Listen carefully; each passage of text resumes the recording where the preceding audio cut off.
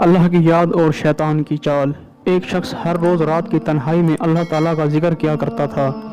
اس کام میں اس نے کبھی ناغہ نہ کیا تھا۔ ایک دن شیطان نے اس کے دل میں وسوسہ ڈالا کہ اے شخص، تو ہر روز رات کو اللہ اللہ کرتا ہے اور ایک مدت گزر گئی اس کام کو کرتے ہوئے، لیکن کیا کبھی ایک بار بھی اللہ تعالیٰ کی بارگاہ سے جواب میں لبیک ہوئی؟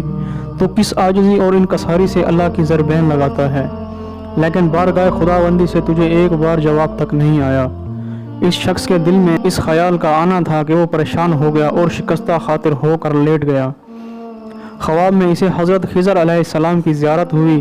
آپ نے اس سے پوچھا، اے اللہ کے بندے، تو اللہ کا ذکر سے کیوں رک گیا؟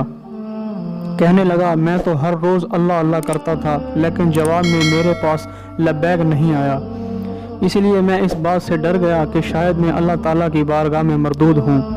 یہ سن کر خضر علیہ السلام نے فرمایا، اے شخص، اللہ پاک نے مجھ سے فرمایا کہ جا میرے اس بندے سے کہہ دو کہ تیرے اللہ اللہ کہنا میرے ہی کرم کی وجہ سے ہے۔ کیا میں نے تجھے اپنے کام میں نہیں لگا رکھا ہے؟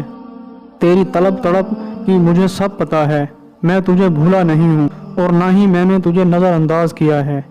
تیری ہر پکار پر اور ہر بار اللہ کہنے پر میں تجھے 1000 بار لبیک کہتا ہوں۔ تجھے یہ سوچ، یہ عمل، یہ طلب میں نے ہی دی ہے اور میں نے ہی تجھے اس کام پر لگایا ہے، اور اصل میں تجھ سے زیادہ مجھے ہی تیرا اشتیاق و شوق ہے۔ اس شخص نے یہ خواب دیکھا تو ہڑبڑا کر اٹھ بیٹھا اور فوراً صدقے دل سے تائب ہوا اور پھر دوبارہ اللہ تعالیٰ کے ذکر میں مشغول